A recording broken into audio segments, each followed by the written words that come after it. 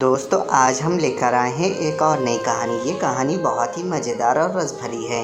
पूरी कहानी सुनने के लिए अभी वीडियो को लाइक करें, चैनल को सब्सक्राइब करें और नोटिफिकेशन बेल को दबाना न भूलें।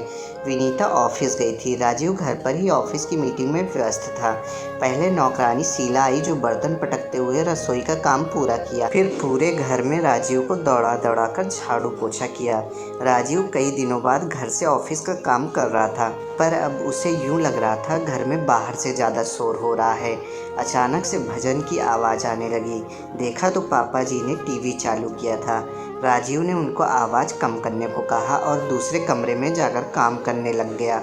70 वर्षीय पापा बहुत दुखी रहते थे क्योंकि 1 वर्ष पहले ही मम्मी चल बसी थी।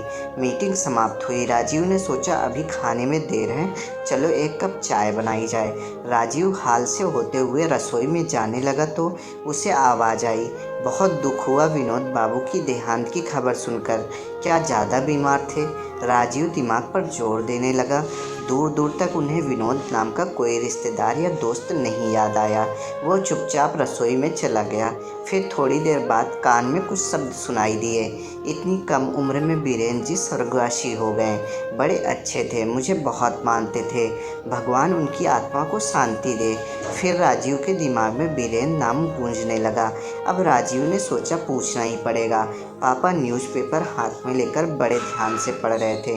पापा से पूछा, क्या हुआ पापा, ये कौन लोग हैं? विनोद बाबू और बीरेन बाबू आपके कोई पुराने दोस्त हैं क्या? कभी आपने बताया नहीं। थोड़ी देर पापा शांत रहे, फिर रोने लगे। राजीव ने कंधे पर हाथ रखते हुए कहा, पापा मत रोइए, आपकी तबीयत और ख़राब हो जाएगी। ये कौन लोग हैं? आपको ये खबर कैसे पता लगी कि इनका देहांत हो गया? पापा बोले, बेटा मैं जब गांव में था कोई न कोई दिन भर मेरे पास आता रहता था। यहाँ आया तो 3 वर्ष तुम्हारी मम्मी के साथ बातें होती रहीं। अब मैं इस लायक नहीं कि कहीं जा सकूं। मन अभी भी चाहता है कि कोई मुझसे बोले और मैं किसी से बात करूं। तुम दोनों पति पत्नी व्यस्त रहते हो, मैंने तरीका ढूंढ लिया, ये देखो। राजीव देखकर चौंक गया। न्यूज़पेपर में जो देहांत की खबर छपी थी उसमें विनोद और बीरेन नाम के मृतक का जिक्र था। पापा बोले, रोज़ इसी तरह की अच्छी बुरी खबरों से लोगों के नंबर लेकर और बात कर थोड़ा समय बिताता हूँ। राजीव की आंखों में आंसू थे। बोला, पापा मैं आपसे वादा करता हूँ चाहे कितनी भी देर हो जाए मैं हर रोज़ आपको टाइम दूंगा और खूब सारी बातें करूँगा।